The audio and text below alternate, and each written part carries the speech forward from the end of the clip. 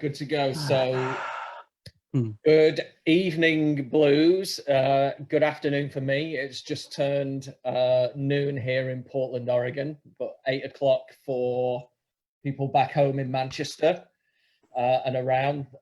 Don't know what time it is in other parts of the world, but yeah, nice and early for me. So, we wanted to talk to everyone today and get a few people on the call. And this is something that me and Chris have been talking about many, many times over the last few months. And we've had some heated discussions with Dan and a few other people on the team as well. And what we're trying to do today is hopefully get some comments going and answer your questions and kind of get our opinions out there, see what you think. And see if we can come to some consensus on all of this. So this is a massive week for Manchester City Football Club and Manchester City Football Group, in my opinion. We're told in a week's time, that's when we're going to get this CAS decision. And this is going to be a huge thing. This is really going to determine the future of not just the club, but it's going to determine the future of players, and in mine and Chris's opinion, some of our board members as well. So yeah, I think it's worth mentioning, Dave, that this isn't really for the faint-hearted. This show, if you're of a nervous disposition, or if you've got the rose-coloured specs on, you might not want to watch this, because this is not going to be the most. This is going to be fairly controversial, I think, and I think it's stuff that needs to be said.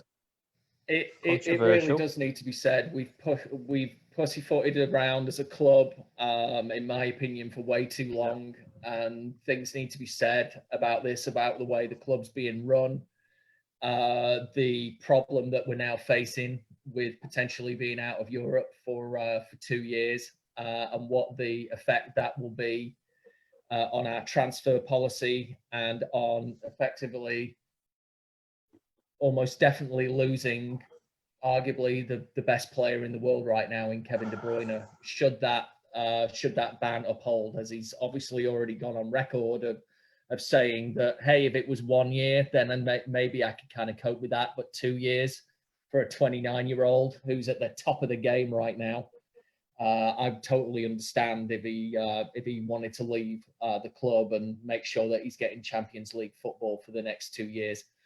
So we're going to start off with CAS and really kind of discuss that a little bit. I mean, if I go first, my opinion on CAS is we just essentially don't know what we don't know.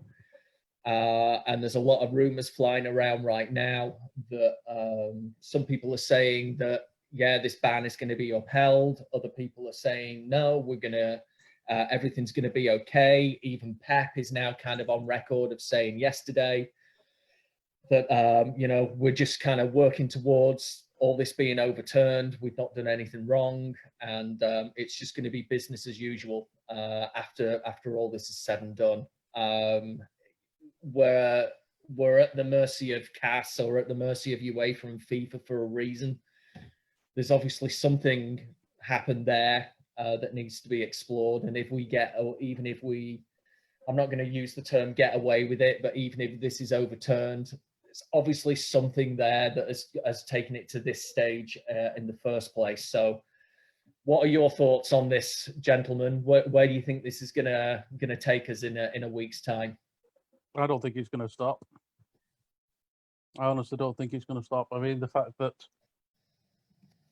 again, we don't know the full ins and outs of all the details, but we know for a fact that some of the evidence that's being used has been obtained illegally.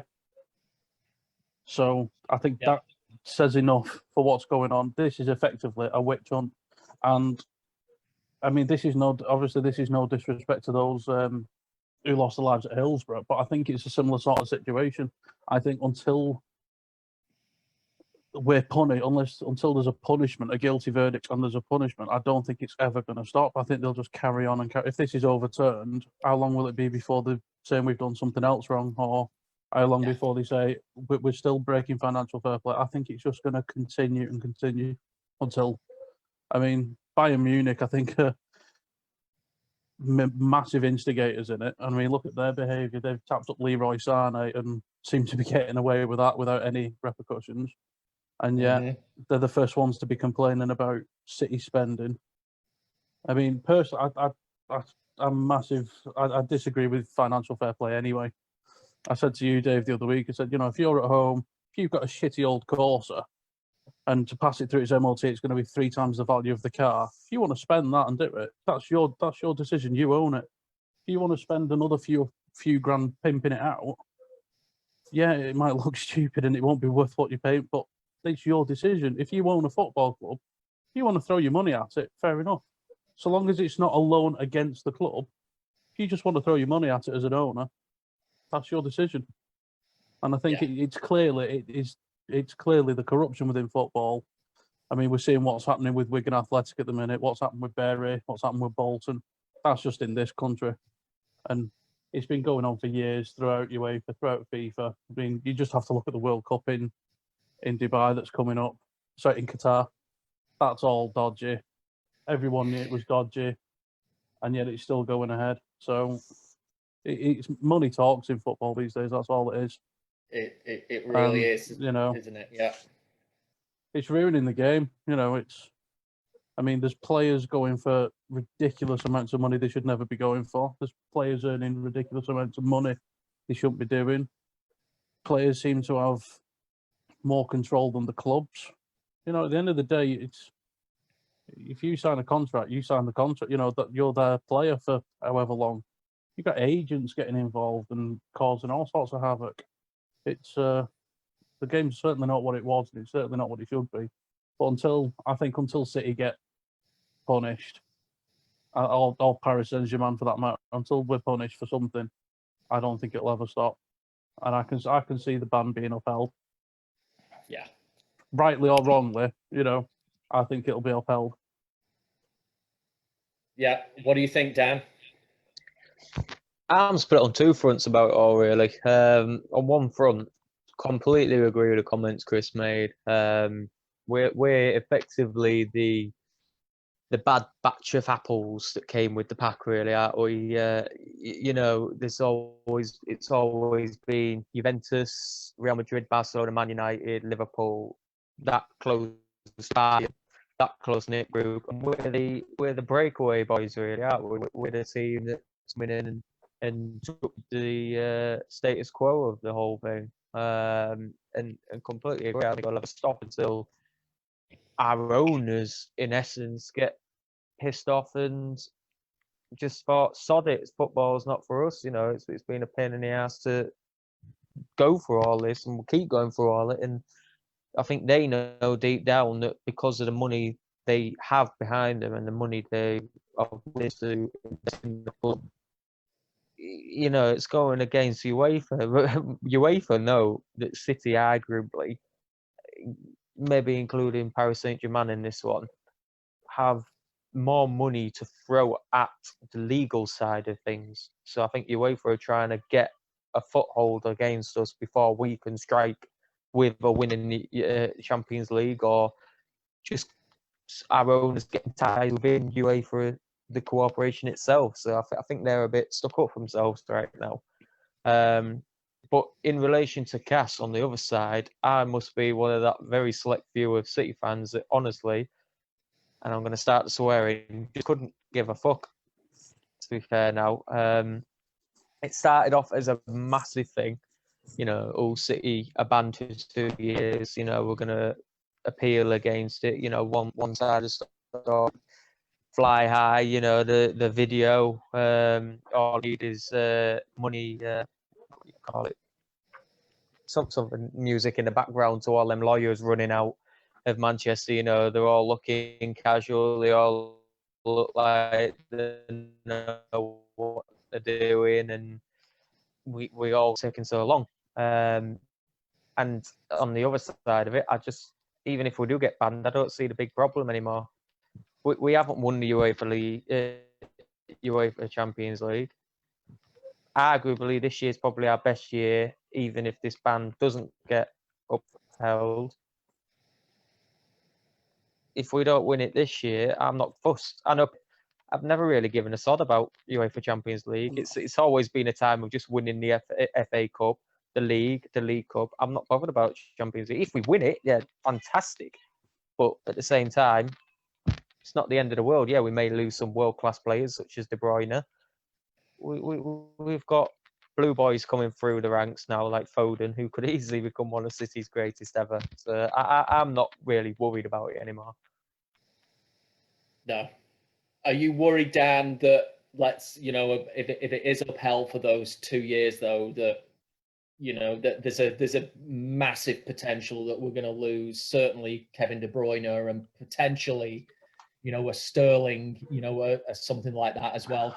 I'm very much of the opinion that I don't like this slagging off of players that, well, they obviously don't love the club if they want to go. You've got to look at it from the perspective of Kevin De Bruyne is arguably the best player in the world right now. He's 29, so he's not getting any younger.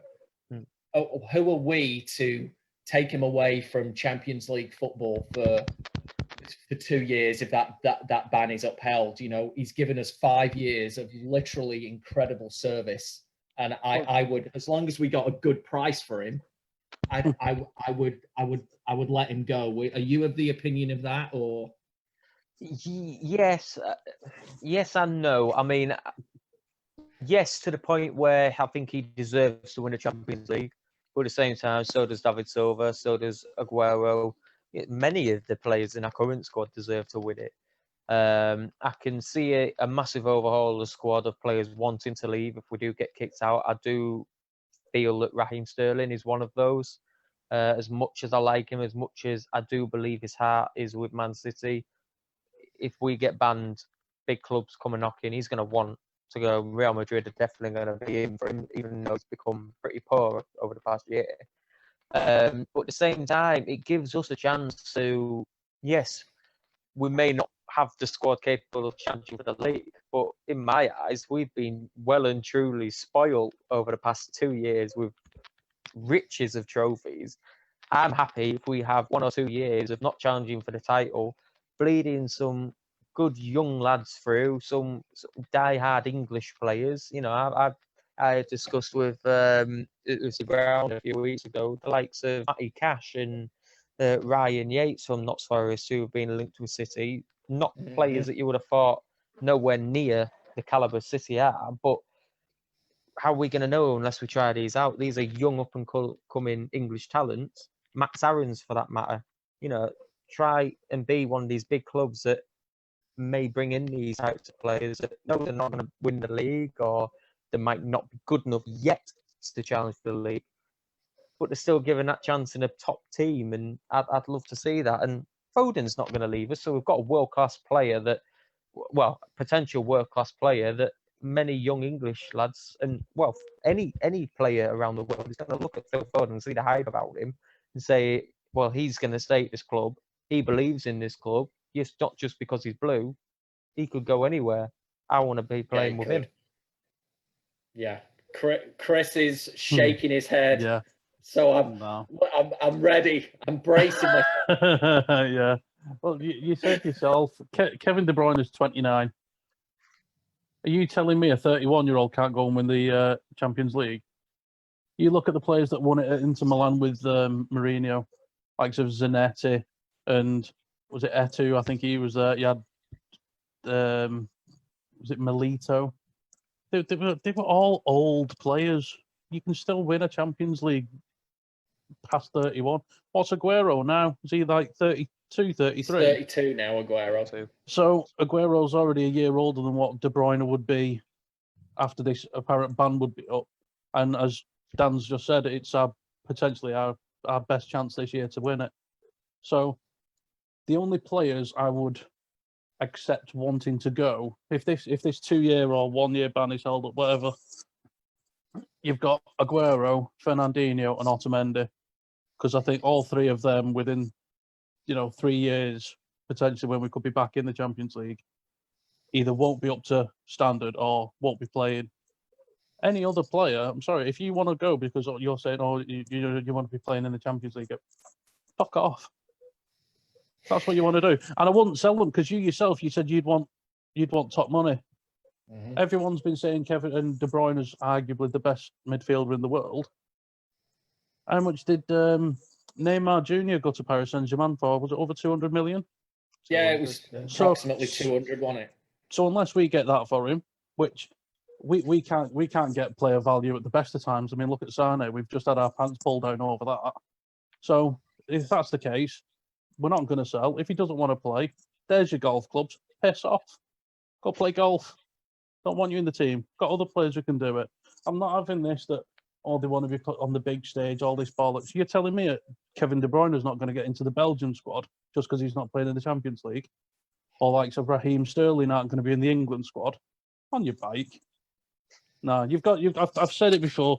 It's like a relationship. If you're happy with someone, things are going well. If things start going pear-shaped, you don't just say, right, that's it, I'm off. You try and work at it. If you know it's only a couple of years, you stick together, you go through it and you work it together. At the end of the day, we made Kevin De Bruyne what he is now. He certainly wasn't the player he was when he was at Wolfsburg or at Chelsea. Same with Sterling. We've done the podcast before. We make world-class players. Raheem Sterling, David Silva, Aguero, De Bruyne, all these players, they were all top-quality players when City bought them. They're all now world-class players. So they do have something to owe the club and the fans. We're paying the wages. No, I won't be happy with them just turning the back and doing one. So I go from the opinion, Chris. I'm not disagreeing with what you say. I just come from the opinion that I'm not only am I a lover of Manchester City, but I'm just a lover of football in general. I always have been. I'd love watching a good game of football. My point is that I would hate to deny such a wonderful player of Kevin De Bruyne that opportunity of other football fans like myself seeing him play in the Champions League. That's all I'm saying, because you never know with injuries. You never know what's gonna happen, and that's all my point is. I don't want him to leave, but I wouldn't hold him against him if he did. If that meant he was going to go and play for PSG or Real or whoever it might be, or Barcelona, and for football fans across the world just to see just how good this player is, I would hate to deny him of that, and that's my only argument. To be honest, though, I mean, this is me personally. I don't really see what the big chuff with the Champions League is anyway. Because you can't call it the Champions League. Atalanta are into the bloody quarterfinals. When was the last time they won their league? Yeah. You go back years ago. What was the Champions League? It was the winner of each league in Europe, and they'd all face off against each other. Nowadays, it's not. You've got all sorts of crap teams getting through. Yeah, and it's not a Champions League. And again, I don't agree with the competition that's sponsored by Heineken, and yet you can't have a drink at the match. Yeah. How can you be sponsored by an alcoholic company and then you're not allowed to drink? Of all the big bollocks. We've got a few comments coming through now. Jonathan Hodges, we can't see us getting off without a ban. The knives have been out for us since we barged our way into the top table, which is basically what Dan had said a few minutes ago. Bruce McLennan, hi guys, love the show. Well, with 10 minutes I've been watching, if we did beat UEFA regarding this ban, do you think they wouldn't try every trick in the book to stop us from ever winning the Champions League? E.g., for example, dodgy refs. I can't. Yeah, agreed. Our friend Bill Barton, I'll say it again. Let's stay optimistic. I think we all are, Bill. I think we're just very much on the fence right now. And Jonathan said again, who cares about other football fans? Well, Jonathan, I'm not. I'm just making the point that let's say, doesn't the world all deserve to see a Cristiano Ronaldo, a Lionel Messi, just because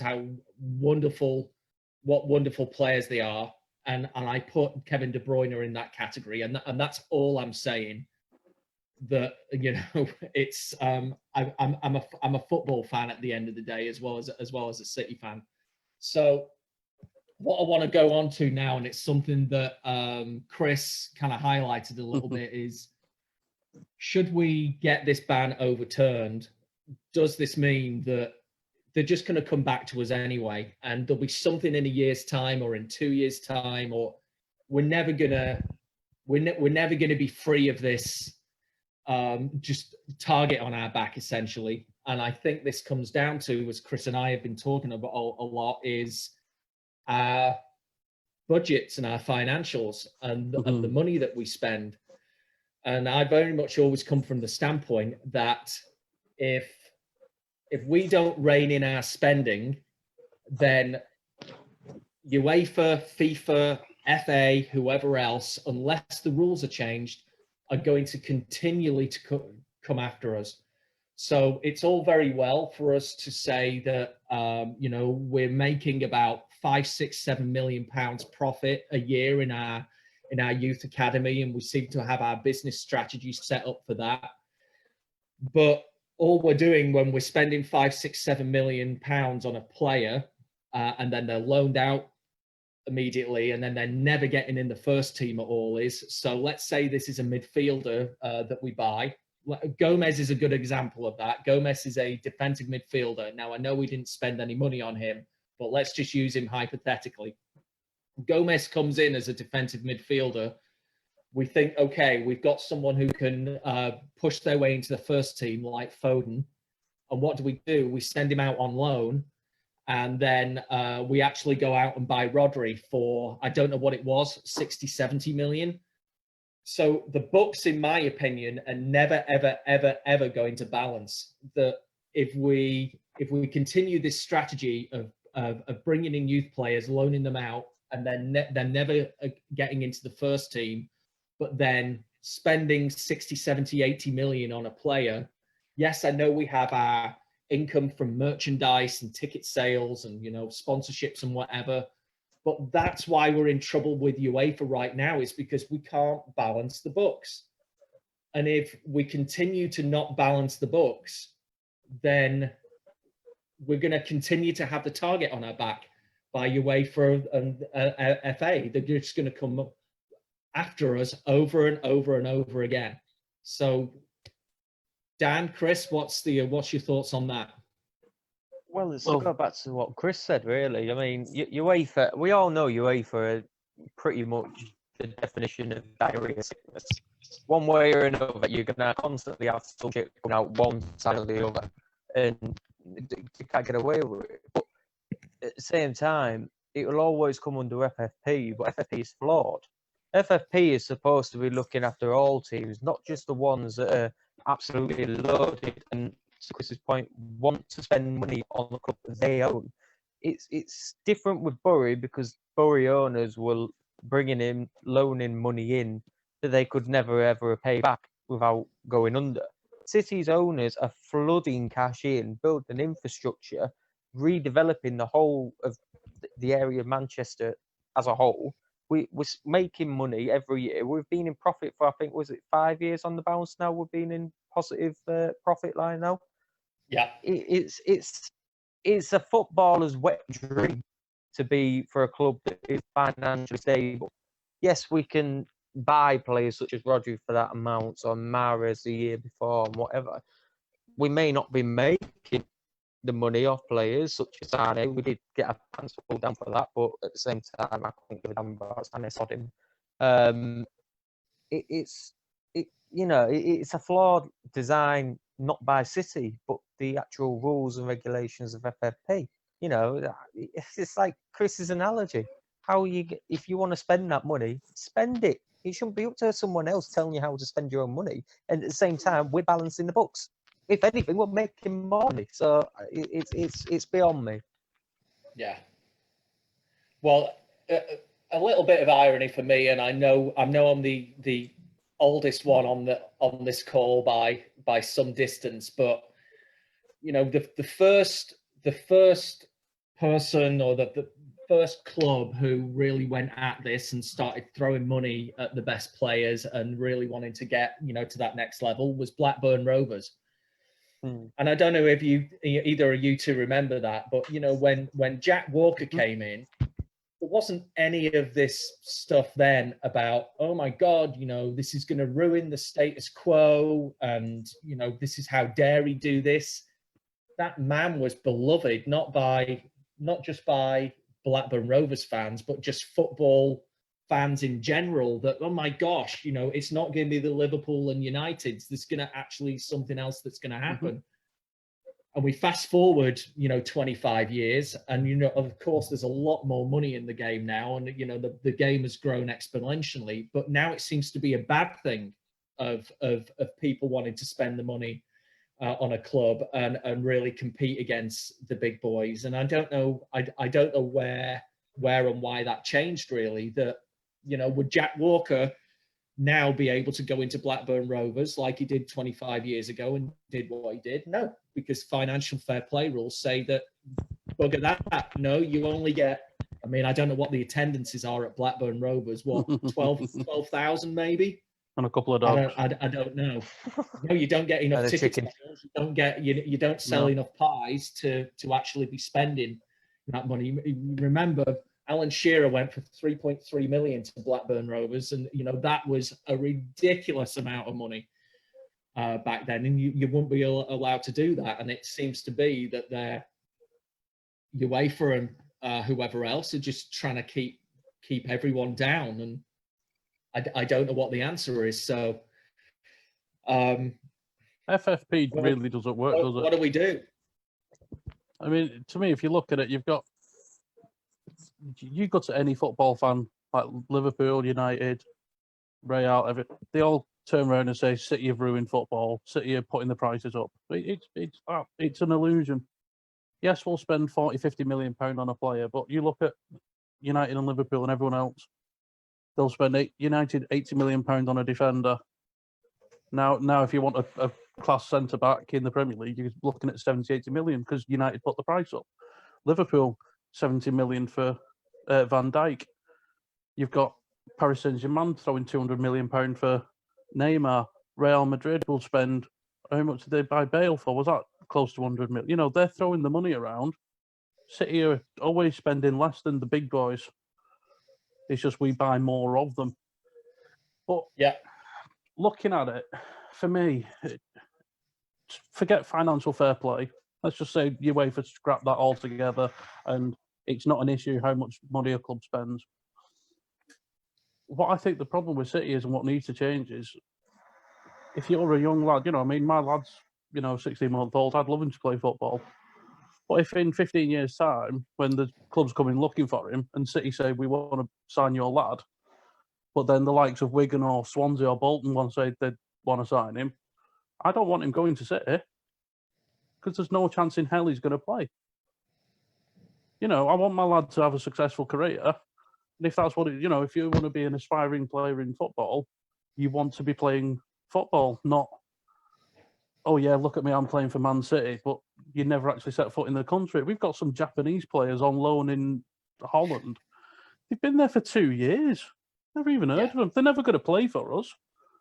You're never going to be part of Man City. You're just going to be forgotten. And it's just, City buys someone, always the next big thing. Look at Douglas Luiz.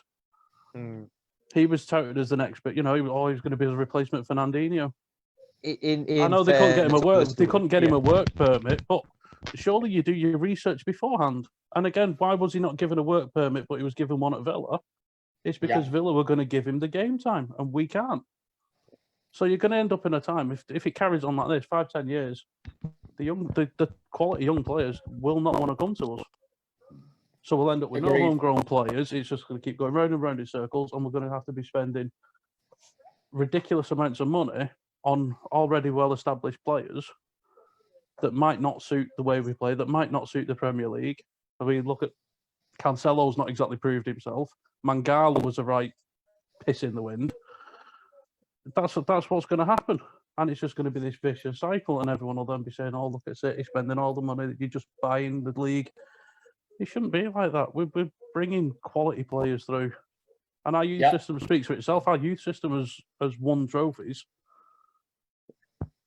But again, Jadon Sancho, he's a prime example. He turned around, he said he was good enough.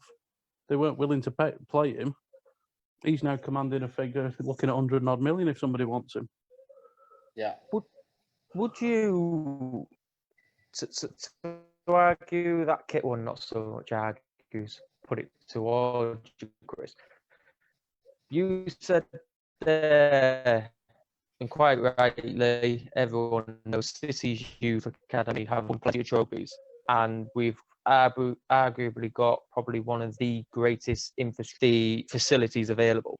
Do you think that's why kids that know they haven't got a chance in hell to play for City come to us? Because they're still winning trophies in the youth. Yes, they might not win any trophies with Man City, but they've got that world-class infrastructure. They've got the pedestal of being in Man City's youth academy, and they're winning trophies at a youth level. Do you think that's what's enticing these young players coming to the club, knowing that they might not go on to play for the first team? I think I mean, obviously, I've not had the conversation with. We don't see what talks go on. I think for players over here, like players in the UK, it's probably all the glitz and glamours. Look, I'm signing for Man City. They've, like you said, they have got all those youth facilities. You're not playing at Crew where before training you have to march up and down the pitch checking for dog shit. You've got the top facilities. You've got the top. If you get an injury, you've got a much better chance of recuperation at City than you have at Bognor Regis or whatever. I think for footballers coming from abroad, I don't know whether they fully understand exactly what goes on at City. They might be being told, oh yeah, you could be the next big thing. Like I said, Jan Couto, he's officially signed for us now. Why is he not in the squad? He doesn't need to be registered because he's not, he's not old enough. You'd have thought he might have been included in match day squads, but I've not seen any. I've not even seen him really be announced or anything. So no, I think that begs a lot the of the question. Yeah. I think a lot of the time they see that name Pep Guardiola up in lights. I think Chris is right, and I think they sign on the dotted line before they really take a deep understanding as to what's going on. Another example of that is the lad that we've just done that transfer with Juventus. So Korea, who was that winger who was on loan in Holland, apparently was going to be, a really good Portuguese player for us. He's gone to Juventus now, and we've got this. I don't even know his name now. 9 million or something like that we've given them. And in the information that I saw, it said, he's transferred to Manchester City. He will go on loan to Girona. Immediately. Put it this way: why would Juventus want to get rid of someone if they were good enough? Exactly. That's the point. Yeah. So that's what frustrates me more than anything as a City fan, that we've brought in this Korea who, and I was following what was going on with him. He was supposed to be a very, very, very good player. And fair play, we put him out on loan. But again, he never got that opportunity to show what he could do at Manchester City. He was never given that opportunity at all. All we've done is immediately send him out on loan and then go, okay, well, now we want that player from Juventus. And what are we doing with him? Exactly the same thing's going to happen. He's never going to put a City shirt on. Never. It's almost like trafficking in a way. I mean, these poor sods who come from Eastern Europe with the promise of life in England and it's going to be great, they'll get education. Next minute, they're upstairs in a chippy giving back rubs to dirty old men. It's like that with some of these young kids. They're coming over here thinking, look, I'm signed for City. They're never going to set foot at the Etihad.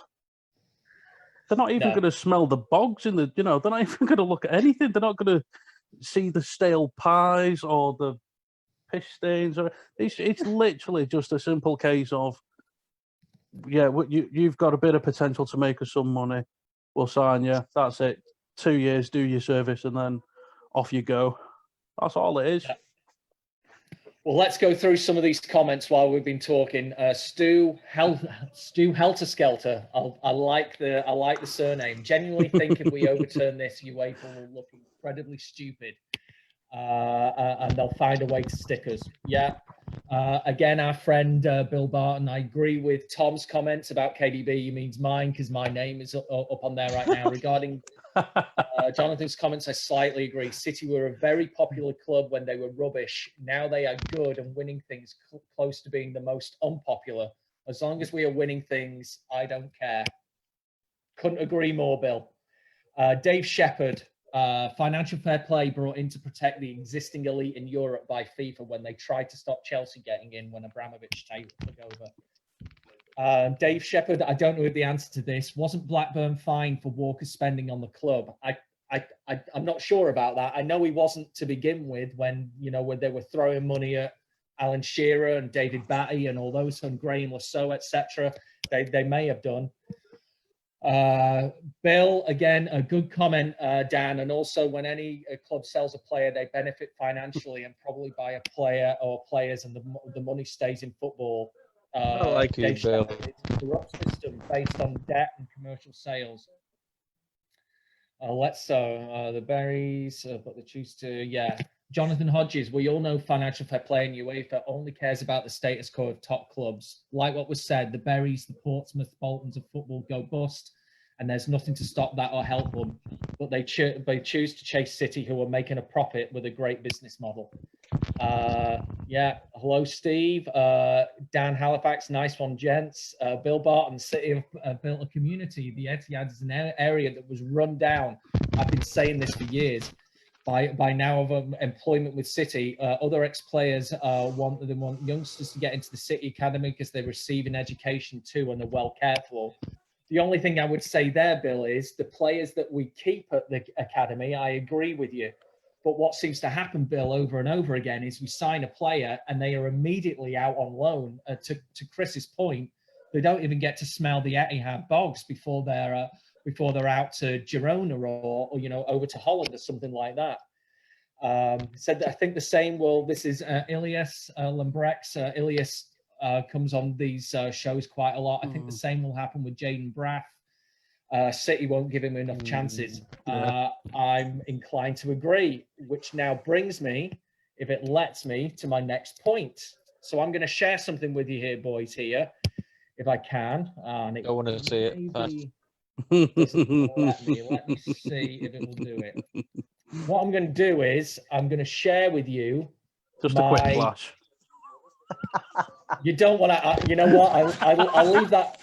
I'll leave that to Fielden. No, I'm not getting involved in that. Where is it? Yeah, you've been trimming your lawn, haven't you, Fielden? What I want to share with you boys is this. Yeah. Now, there we go. This is going into our finances a little bit now, and I've been talking with Chris quite a little bit about this, and we were talking about this, I think, on Friday, and we kind of, I know it's the media talking, but, as we've said, if we continue spending tons of money, we're never going to get this target off our back. It's as simple as that. So what I did over the weekend is I took a look at, who do we have right now in our teams, and do we really need to spend money? I've read reports about City need a rebuild and this and all that, and I just wanted to show you this. And I'm not saying for 1 minute that I'm not saying this is my first 11. I'm trying to show you here. We have 2 teams of internationals here, of players, and my question is, why do we need to sign anyone else? Why do we need anyone else? So if we go with this A team, as I've called it, and this was almost the team that we played yesterday. Edison, Walker, Garcia, Laporte, Mendy, Fernandinho, Foden, De Bruyne, Aguero, Sterling, Jesus. That is internationals, 1 to 11 there. And now if we go to another B team, so to speak, and you might argue that, we don't have one in all these positions, but this is what I've got. Stefan in goal, Cancelo on the right, Stones, Otamendi. Stones and Otamendi are still City players. They've not gone anywhere. I've not heard any transfer talk. So they're going to be there. Angelino, Red Bull Leipzig are not taking up their option to buy him. He's back at City. Rodrigo, Gundogan, Bernardo, Zinchenko, Braf, Mahrez. Out of those 22 players, lads, the only player who is not an international is Braf. So my argument is, why are we looking at Kubalali? Why are we looking at I've forgotten the name of him now, the winger for Leverkusen? Leon Bailey. When you've got that much talent over 2 teams already, and then what I've got here is, we've got Harwood Bellis who's coming through, who's he's not going out on loan. He seems to be at the academy now, which is great, and hopefully can be another Foden, learning from some of the best players, and get some cup appearances over the next year or so. Same with Doyle, and then I've put a question mark by Kuto as well. I've not heard he's going out on loan, and my God, if we've spent 7 million on him, rising to 14 million, why would we even be considering sending him out on loan? So all I'm trying to show here is we're being named with all these players. Let's say that CAS, overturns this and we can just get on with business as usual. Why do we need to strengthen the team when we have 2 good goalkeepers? We have 2 good right backs. We have at least 4 centre backs, if not more. I noticed you didn't say good centre backs then. I was going to say, stopped himself. But I mean, for my money, I want Garcia and Laporte to be our centre back pairing for the next 10 years. And there's going to be injuries and whatever else. Well, that's when you've got Stones or Otamendi. They're not at Garcia or Laporte's level. I understand that. But we can throw them in, and you've got Harwood Bellis as well. The same with the midfield. I'm not saying that this midfield here, Rodrigo, Gundogan and Bernardo, is as good as Foden, Fernandinho, and De Bruyne. I'm not saying that for 1 minute. But if one of these is injured here, well, it's very easy to throw one of those in. Dan was making the point earlier, on our little chat, that Fernandinho seemed off the pace yesterday, and that would actually been probably better for Gundogan to be playing instead of Fernandinho. So if that was the case, why was here? We've got the players already. Why do we need any more transfers? Touching on what Tom said about Gundogan, saying we missed him. If that was the case, why was he bench warming yesterday? 57 minutes, Fernandinho was booked. So you'd have thought, well, logic thing, we chase the game, bring him on, but he didn't. Right? I don't like Gundogan. He doesn't bring anything to the team. He's just boring. But moving on to what you were saying, like, why do we need to buy anything? I think it just shows what we do need a centre back. This season alone has shown we need a centre back. Laporte got injured, and I mean, I know Stones had injuries as well, but the way Stones has been, I don't think he'd have made massive difference to our performances. So I honestly think we need one quality centre-back and get rid of one. Just to, like I said, I've said Stones needs to go for his mental health. Otamendi's getting past it. So one out, one in. But I definitely think if we can't challenge seriously for the title or for Champions League or anything like that without at least 2 world-class centre-backs.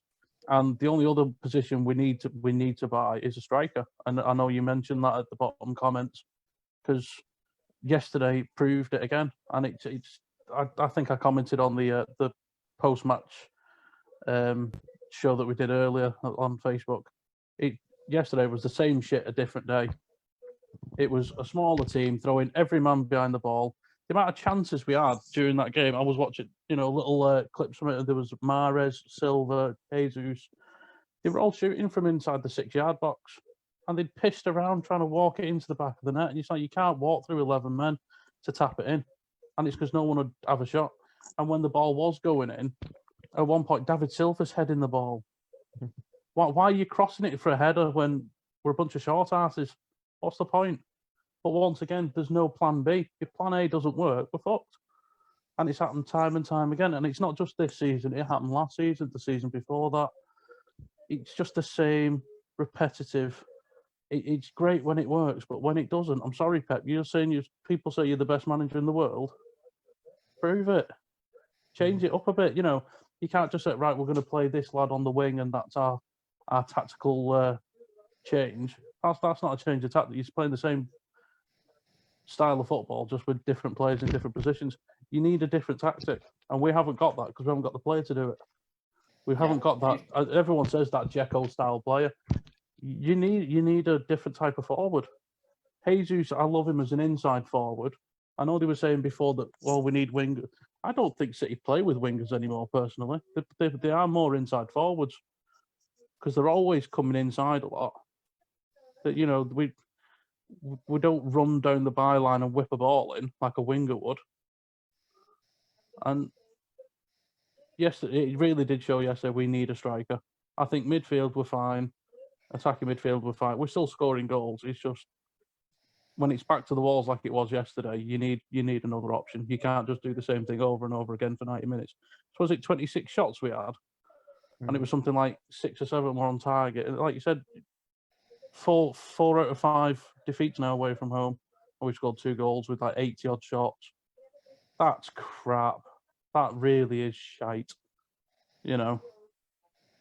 I was playing football last year before I did my even I scored more than 2 goals, and I'm 23 fucking stone, you know. So something really does need to change in that department. What do you think, Whether Dan? it will. Well,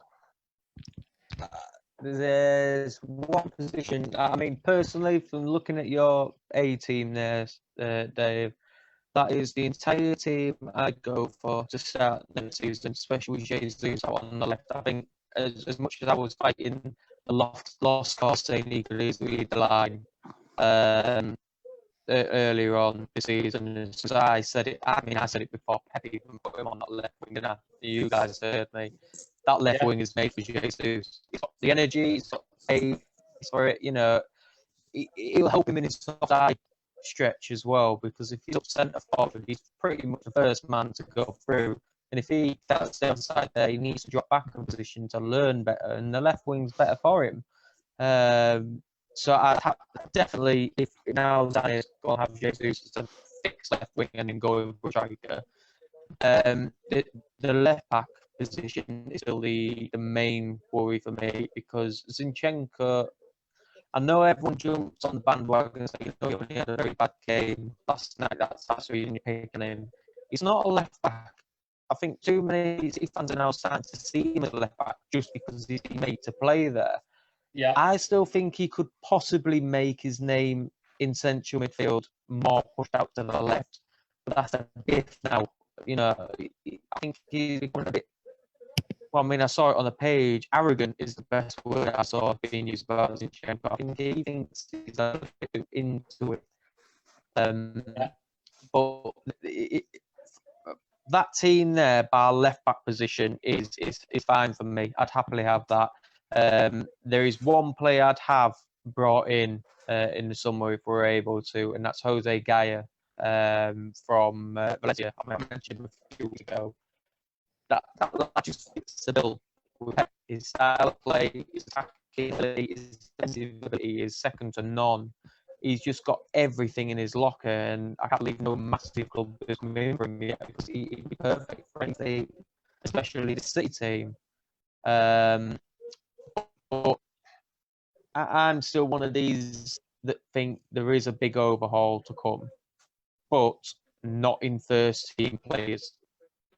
I don't see us bringing in another couple of 40 to 50 million pound players. Bailey might just be that 40 million pound player that we might bring in, but I don't think we require it. I think we need to strengthen our depth in squad.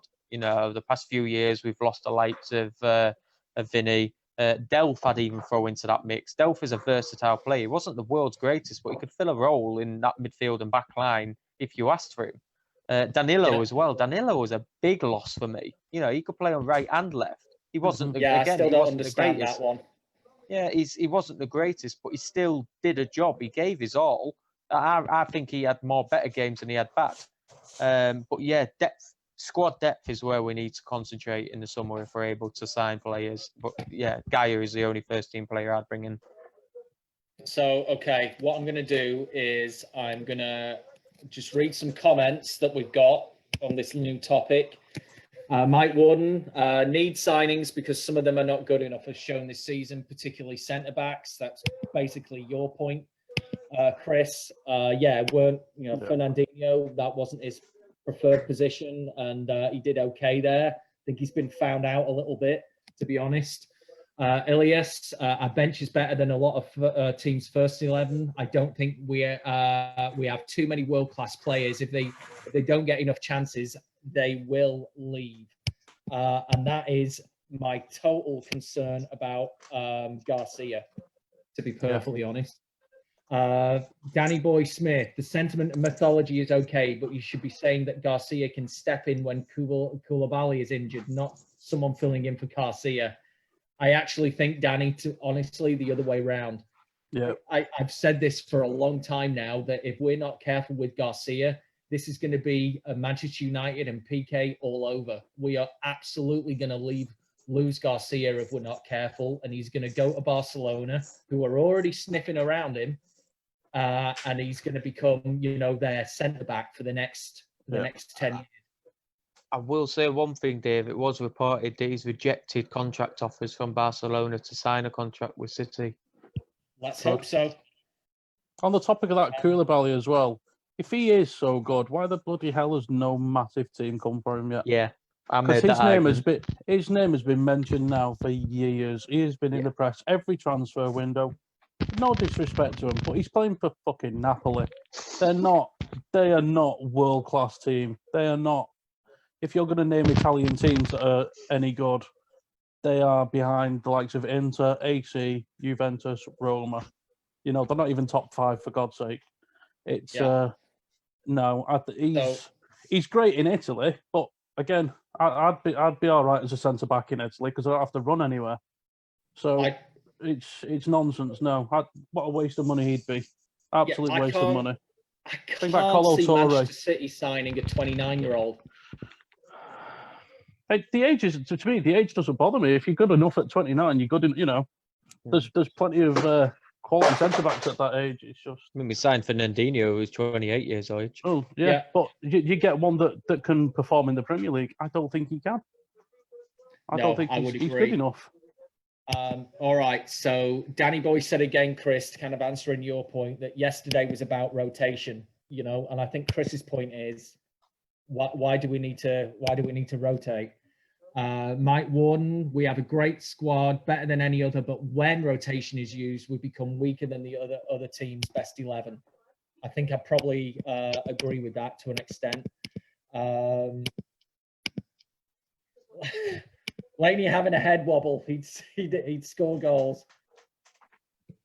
Bill, again, I don't know where the stories come from, but City are buying players every day. Are these rumours? I ask because the club always stays quiet and maybe they don't intend to buy any of the players mentioned. I would agree with that, Bill.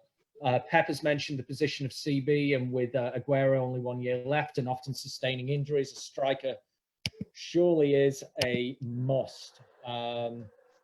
Ilias, maybe we can sign another centre-back. Are you ready for this, Dan? Like Ruben Diaz. That's my guy. Yes. Unfortunately, I've come to the conclusion he won't sign for City. After signing a new contract, he won't. Yeah. He's happy in Portugal, isn't he? Big fish, little pond. And he's in Portugal's squad. If he's making his name in the national squad from the Portuguese league, why is he going to move? Yeah. He's happy where he is. Unfortunately, I'd love to see him. I think he'd fit the bill in the Premier League. Just won't see it. So here's probably, and I'm agreeing, when I've put those two teams together, I keep even putting some of my comments there that I think we do need a striker. We do need a plan B. We do need someone who's going to push Aguero in his final season. And I'm agreeing with Chris as well. I only want a centre back if we sell one, because again, I'm very concerned about stunting Garcia's growth.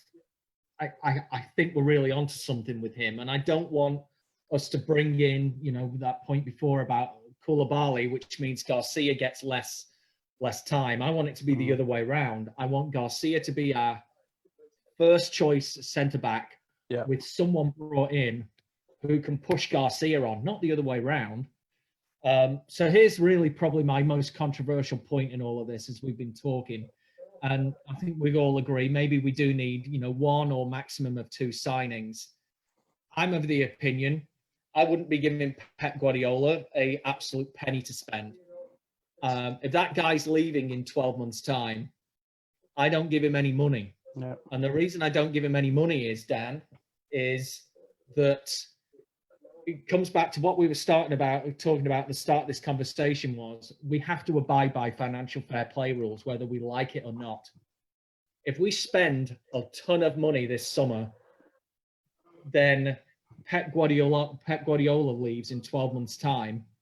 Well, any new manager who comes in, particularly at a club like Manchester City, is going to want bring their own players in, has got their own style of playing. There's only really one manager who plays the game like Pep Guardiola. Whoever comes in, Nagelsmann, I'm quite keen on Allegri, coming in.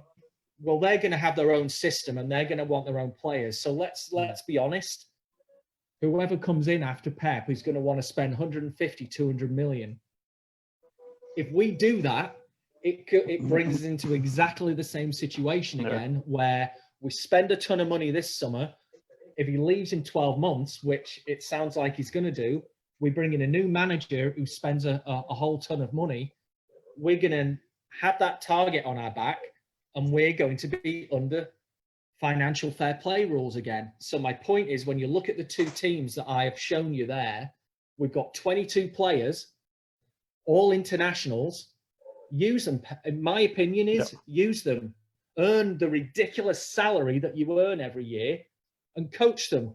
Stop sending these players out on loan, the Coutos, this new Juventus striker who we've bought, and bring them in like Foden. And really, let's see what you're made of, Guardiola. You're not spending any money. No.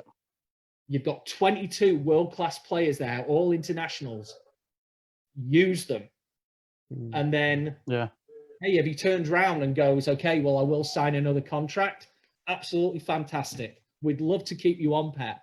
But if he is insistent that he's leaving in 12 months' time, I would not be giving that guy a penny to spend in the transfer market. I think Chris had a really good chef analogy about this a few days ago. So give us your analogy. It's like if you've got these Michelin, you go to London, you can go to the top end restaurant. You've got a Michelin star restaurant with the best chefs in the world. He's had all the training in Paris, blah blah blah. He'll cook you a meal. It'll be foie gras, caviar, truffle oil, the fucking works, right? And then you go to a really top bistro in Manchester, and it's just a guy who's learned himself, and he'll provide the best, really good, hearty, home-cooked food, and it's stunning, right?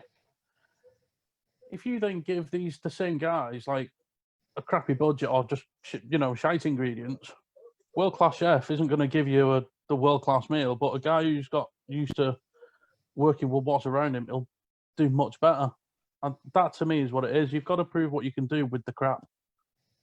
And I agree with you, Dave. I think if he sells a player, then he's allowed to spend the money he's got on that. I think for a centre-back, I think we need to, like I said, John Stones for his mental health, or Otamendi because he's just a bit past it. I think it's Nicholas Stark, I think his name is. Nicholas Stark. Is it Schalke he plays for? He'd be a good... Yeah, Hertha Berlin. He'd be all right to come in because I think he's professional enough. He could command it, but he won't be saying, "Oh, I'm the best. I need to be playing every week." And I think Haaland for the striker, just because I think he'd come in, he'd learn from Aguero. He gives a different dimension to, he would get games, and then again, I don't think it matters who comes in as a manager after Pep. If he leaves after 12 months, they're still going to want to use Haaland. So I think there's your two players. That's to me is pretty much all we need. I'm fairly happy with the left back. I like Zinchenko. I like Angelino. I think he wants to play for the club. Mendy, bless him. He gives his best. I think he just needs a run of games to get himself back fit. But other than that, like we really don't need to spend. And again, the best managers are the ones who do it without spending the earth. I mean, look at what Klopp has done. Robertson's arguably the best left back in the Premier League, and he didn't even cost 10 million, I don't think. So no, it was 8 million from Hull. I mean, what a buy there you go. That was. You've got to do it, and I agree with you. If Pep says he's the best in the world, prove it. You know, yeah. I've said this time and time again. He probably gets me slated because people are saying, "Oh, he's won everything and he's the best." Blah blah blah. Could any City fan honestly see Pep Guardiola doing what Joe Royle did when we were in Division 2? Do you reckon he could get a squad of basically youngsters and a couple of old has-beens and win back-to-back promotion with bugger all money to spend? I think we spent £1.5 million on Mark Kennedy, and then everyone was chuffed because just as the transfer window was closing in the February, March, we got Spencer Pryor from Derby County, and that was the big push. 700 grand. Yeah. Do you reckon Guardiola could have done anything like that? Goody balls. Right? Everywhere he's been, they've been top teams that haven't needed to be had loads of money thrown into it. Barcelona, the squad was already world class. Bayern Munich. He's come to City and he's spent a fortune. But again, the team we'd already won trophies from the Mancini and Pellegrini. We'd already won stuff. Exactly. So let's see what you can do, Pep. You know, I totally agree with you. We've lost the league this season. If you want to be the best manager in the world, go win it back. But do it without having to spend every penny you've got. Yep. What do you think, Dan? I completely agree with everything but the defacing of Pep in a sense by Chris there. I agree with the ideas about him. If he's the greatest manager, he should be able to do it with little money, and to the point where he said he'd managed clubs that already had a world-class squad. You can't take away, I know he spent money and what have you, you can't take away from Pep the football at all three clubs he's been at has been some of the greatest football anybody will ever see with their eyes, and probably ever again. You know, Barcelona's squad. I mean, I watched a documentary that was on Sky after the Liverpool game, the making of Barcelona. It highlighted everything. You know, that team for the 3 years, 2010. You know, the final against United. The final against United was probably one of the best games I've ever seen a football team play. He did it with Bayern. Bayern, you know, Bayern. They just had Robin and Ribery. That's a mouthful for Roy Hodgson to say, isn't it, when he's on the field? But they were the two ones everybody talked about. But he came in and made players 10 times better. He did it with City, Raheem Sterling. You know, he created a left back out of Zinchenko in the 2017-2018 title win. But he couldn't do it with Joe Hart, though. I know, but that's my point. You look at players. I mean, look at Sean Dyche as a manager. Look at what he's done at Burnley. You know, could you imagine Guardiola taking hold of a team like Burnley? The style of football he plays, you can't deny, is stunning. And as I've said before, when it works, it really does work, and it's great watching. You know, I mean, the Centurions DVD, you know, the season DVD, I've seen that on the top shelf of, you know, some of the corner shops. It's that sort of X-rated material. It's that good. But could he do that if the players weren't those technically give? You know, if he just had your John Smith kind of centre-back, I'm going to break your leg and then hoof this ball 50 yards down the field and scream at it because I'm a big hairy bastard. Could he have those sort of players in his team? No. He'd have to spend the millions to get those sorts of players. He couldn't. Joe Hart, he'd won titles and was England's number one and was our number one. And because he apparently wasn't good enough with his feet, he's had to get rid. So that's my only issue with Pep. He can only literally play one style of football. And if he hasn't got those players, which I can't think of anyone who has those abilities that you wouldn't class as sort of world class. You know, I don't think he could do it anywhere unless they've got the money or unless they've got the players already.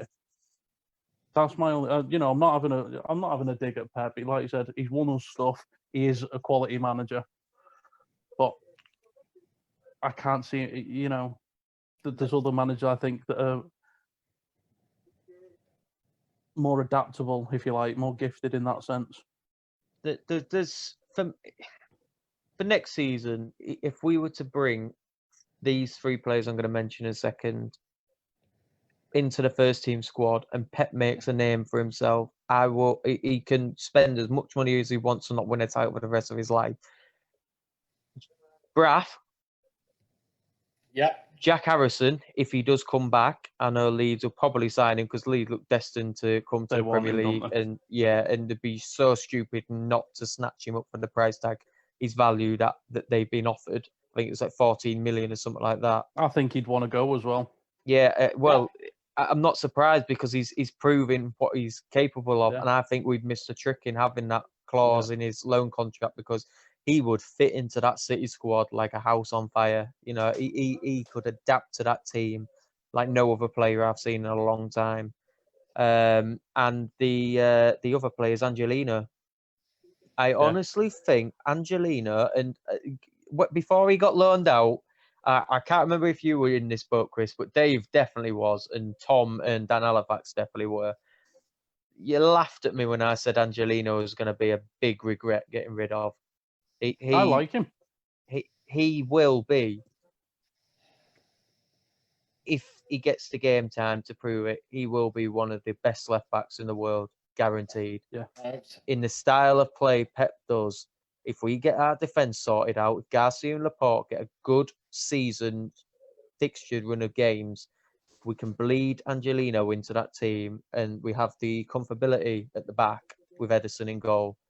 Angelino will walk in that team and make that position his and for the next 10 years, in my view. If he can get them 3 players, especially them 2 in Jaden Braff and Angelino, in that team, he will have a squad next season, regardless of who he needs to sign or not. And here's the big irony, lads, that I know Foden's a bit of a different, player, but and he's a blue, obviously, but surely the penny has dropped with Manchester City that if we keep these talented players at Manchester City at the Etihad training complex, training day in, day out with the David Silvers, with the De Bruynes, with the Agueros, with the companies, etc., then they're going to become better players. And they're going to get the odd cup game, and and we're going to bring them through. And I know Jadon Sancho, etc., threw his toys out of his pram and said, "No, I'm good enough now." But it just seems to be this gut reaction that we sign a player and we immediately get them out on loan. And surely all they have to do is open their eyes and look at Foden as the example that we've brought in a really talented player here. Why are we going to send them out to Girona or wherever else where they're not going to be training with as good a players? Why don't we keep them playing and training with the best players, and then they're going to raise the game? Foden is going to be one of the best players in the world. There's no doubt in my mind. And it's because he didn't go anywhere. He didn't go to Celtic like Patrick Roberts for 2 years. He didn't. He's just stayed at City and he's learned his craft. And if we can do that, and you're right, like Guardiola can bring through a young player if he tries, but he's not. They're already gone out the door. And what I want to see is these talented players staying at City, working day in, day out with the first team and forcing the way in and getting that chance. Yeah. If you want to be an F1 driver and you want to be, if you want to become a racing driver, you're not going to learn to drive with the AA, are you? You want to be learning to drive with the likes of Lewis Hamilton and Vettel. It's fucking simple. If you want to learn guitar and you want to become a rock star, you're going to be you want to be with Dave Grohl and and Slash. You're not going to be just with Tim from high school doing the £10 for an hour after school lessons. It's fucking simple. I want to know if you got a book of analogies, Chris. You could make a fortune. You really could. No, I'm just a really angry, stupid fat bastard. He's full of shit in his head. That That's all could be it the is, mate. title, the analogy of the stupid, angry, fat bastard. This, I- you know, it- we've been speaking for an hour now, and this really comes down to that, what we've proved is, or what we're saying is, we don't have to continue to spend this kind of money. We No. just have to look at what we've got. And if we want to abide by financial fair play rules, if we want to get this target off our back, well, we've got to play nice with UEFA. And let's be honest, at the end of the day, what UEFA and the FA are telling us to do is stop spending money and use your academy. That's essentially what they're telling us to do. One thing I will say, though, in defence of Pep and the youth system, me personally, and I know some City fans will agree, especially you two, no doubt, I think the way he's managed Garcia and Foden, easing them into the team like he has this season, regardless of the effects of coronavirus and the lockdown and these extra games all coming thick and fast, I think he's managed those two easing into the squad perfectly. I was against it at first, but seeing how they've come on and how well they've adapted to watching the team play and slowly implementing themselves into that squad, I think he's done it perfectly. That's one thing. Agreed. That's one credit I will give to Guardiola about the slow easing of players. But at the same time, he's not given the likes of Sancho, despite him. I'm glad Sancho left. I've got no regrets, because if you think you're that big that you need to be starting, then get out the club. Yes, I will argue that he did make a name for himself at Dortmund and he has proved he is the real deal. But at the same time, if he's that cocky that he wants to be in the squad and rather throw his toys out his pram to get in that squad, good riddance. But just those two, Garcia and Foden, with what Pep's done, I can't fault him. No, and I think he can do that, Dan. Honestly, I think he can do that with Braff. I think he can do that with Harwood Bellis. I think he can do that with Doyle. So again, do we have to be looking at spending all this money when it's right on your doorstep, Pep? It's right on your doorstep. I sincerely hope he signs a new contract and he stays for longer. I think I said this on a podcast the other day that my fervent hope is that Pep is seeing some of these young players coming through and he wants to be part of that. Who wouldn't want to manage Phil Foden?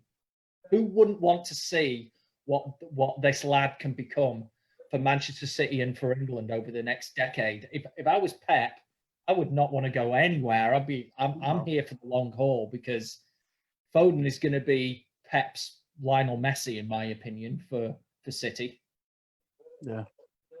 So at the end of the day, it's a bit. Why go to McDonald's when you've got an Aberdeen Angus steak at home? Love it. That's it, innit? It's as simple as that. Yeah. Might go elsewhere. I have a final question, boys, and this is pretty controversial. Hopefully Bill's still listening to this. Me and Chris talked about this the other day. Let's hypothetically, next Monday, CAS throw the book at us. We get the 2-year ban. We lose all of that, revenue for the next 2 years. Potentially lose a couple of our big players. Surely heads have to roll at Manchester City group for us to be in that situation, because we can say all day, oh, it's not fair. Everyone's against us.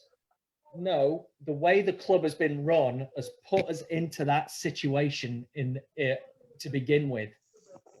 So if we get rolled over the coals in a week's time and nothing goes our way, do you expect there to be changes at City Football Group with the CEO, with the chief operations officer, with our chief financial officer? Because at the end of the day, they have to take some responsibility for putting the good name of Manchester City in this position in the first place. Do you agree with that? Christopher? Yeah, I definitely do. I mean, for me, if it all goes tits up come next week, then Soriano has to go. That Bergerstein or whatever his name is, he's got to go. There's Young, he's the oh god, I can't remember even what he is. But yeah, there was a list of 4, wasn't there, Dave? Yeah, Basically, and Barada was the other one, chief operating officer at Manchester City. It really is, Dan. Yeah. Me and Chris took a look at the leadership team at the Manchester City group, and it's just the Barca Boys Club. I mean, it literally is. If you look at their bios, every one of them was at Barcelona, without doubt. And it just feels like, to me, the Barcelona Boys Club. And they have put us in this position, whether we get away with it or not. They've put the name of Manchester City in disrepute, whether anything happens or not. And Chris has another analogy with this, but it's true. If you were in, where you work for Volvo, I think, right? If you Dan is it Volvo you work for? Oh, Volvo. I thought you said boho. I was like, what the hell's boho? Is it Volvo? Volvo, yeah. So, but boho. if you put your company, who you work for's name in disrepute in some way, and and they had to pay fines because of something you did, you'd expect to be fired, right? You would think something was gonna happen. Maybe, but I'm very good at my job. But Yeah. no, I get it. Well, I'll say I'm very good at my job. I'm having an apprentice start tomorrow because I'm not far behind. I'm just concerned that shouldn't something happen after all of this is over? That all these guys have put us in this position already. Whatever happens on Monday, what do we do about it? Can I say one thing that could possibly happen? I've heard it mentioned a few times, and I can sort of understand it. Do you see Khaldoon staying? Because you got to think he is the boss currently, right there, right now, managing these guys. I know they're all managing directors of their own functions. Khaldoon's the manager of that club for our owner. He's got to be held responsible for some accounts of all this. I know the blame primarily it lies with those four, but he's the overseer of it all. He's not a dumb guy. He's a very smart businessman. He knows what he talks about, and he's always commenting. He's always got something to say on the matter, as quite rightly should as our chairman. Our owner won't stand for that. Well, that's my hope, Dan, at the end of the day, that it's not the rebuild on the pitch that we need, in my opinion. It's the rebuild at the board level, that just understand where this club has come from over the last 10, 15 years. It's wonderful. But look at the position we're in now. 2 years ago, we got a massive fine with the potential of a ban, and now we're in the same place again.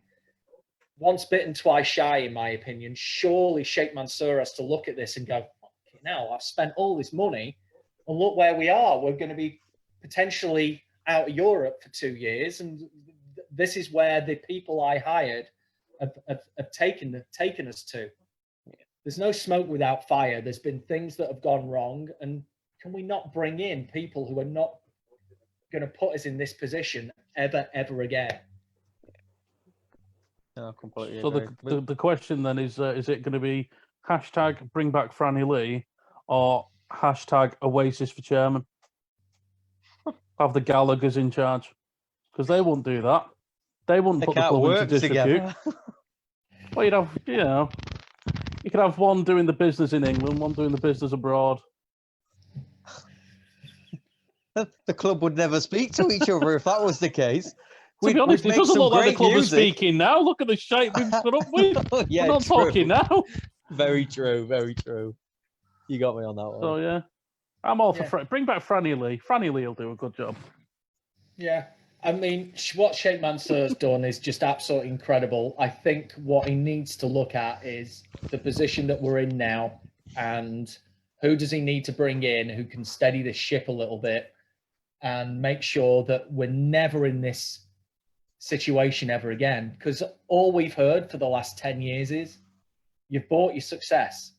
That's it. That's all you ever hear. And, and this whole thing with CAS now is, well, we're going to have every one of our titles stripped away from us because it was done under, without agreeing to financial fair play, which is all bollocks. But it goes to the point of it's the board of directors who have put us in this position in the first place to be thought of in those terms, and I don't like it. So, okay, well, comment away. I don't know if we've got any more comments yet. Let me take a look on here. By the way, sales of Chris's Big Angry Fat Bastard analogy book will be on sale within the next week. So all proceeds will go to the page. Well, we'll do a giveaway with a signed copy. We've got here that. So, Mike Warden, will you be happy if he eases more in, but we don't win any trophies for the next few years? Mike, I am an old school Manchester City fan, season ticket holder since 1990. I would much prefer us to bring in some of our players and be that community club. So that, yes, I would be okay with that if we bring in some of our youth. There's one for him. Make sure he's sat down. Look at Ferguson. Look at what Bill Alex Barton, Ferguson sometime this week, UEFA will announce their find. If it's bad news, we must wait until the noise dies down before we know which direction we are going. Opposing fans, club managers, the media will all be on City's back. Couldn't agree more, Bill. Bill, yes, I agree too. The CEO is the top man. The CFO is up there. The Sheikh has some thinking to do as well. It will come as a big surprise to me if nothing happens to any of them. I agree. Stuart Bridges, you're talking rubbish. The owner has told the executive to make Manchester City a worldwide name ASAP. And that's the problem, Stuart. You use the word ASAP, and that's what's got us in trouble by spending too much money. They are acting on his instructions, certainly won't be sacked. Didn't say stacked, Stuart, but I think, as Bill points out, I think there needs to be looking at a restructure of it, simply so we don't get into ourselves in this situation again. That's all I'm saying. At the end of the day, we've been on this call now for over an hour, and where we're going with this is, do we give Pep Guardiola a big open checkbook? No, I think we can all agree that we don't do that. Do we want Pep Guardiola to sign a new contract? Absolutely, we do. Do we need to take a look at our board of directors?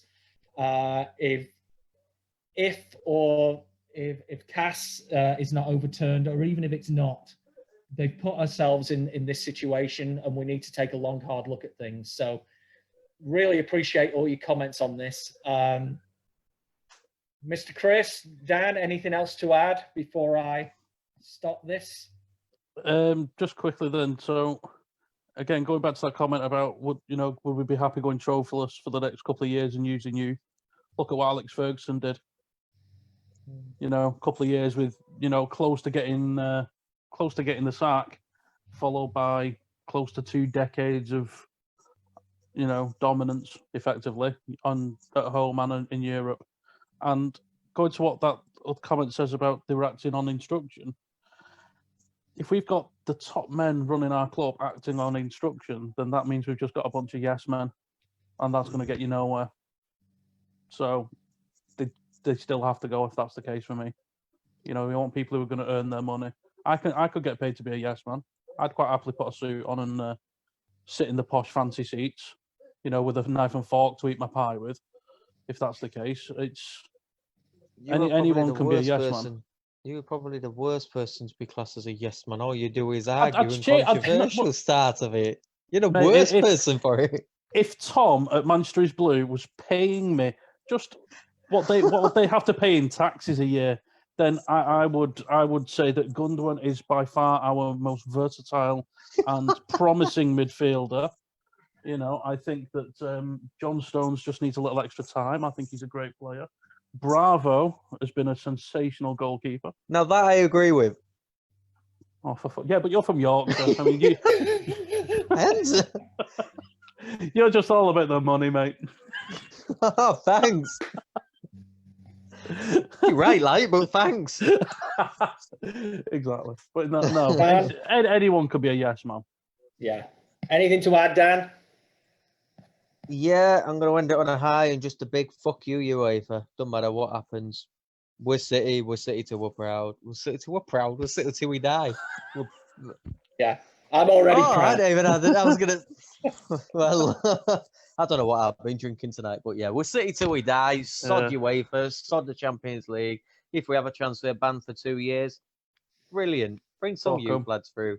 Bring some Yeah. Manchester lads through. Who cares? We've got a good youth academy. Yeah. If we finish mid-table for the next 2 years, I don't care. We've won trophies more than we ever dreamed of 10 years ago. I'm happy. Yeah. Couldn't be true. And, you know, there's been some controversial things said over the last 90 minutes, but this really is because of our love of the club. Nothing else. We want it to be run well. We want us to win trophies, but we want that youth to be used as well. We spent a small fortune on talented players from across the world over the last 4 or 5 years, and they don't seem to have been given any opportunity. And I think we all agree that we'd like them to start giving their own an opportunity, because it's just money down the drain otherwise. And just appreciate everyone's comments, and keep them coming, and City till we die. Take care. See you later, boys. guys. In a bit. Enjoy Blues.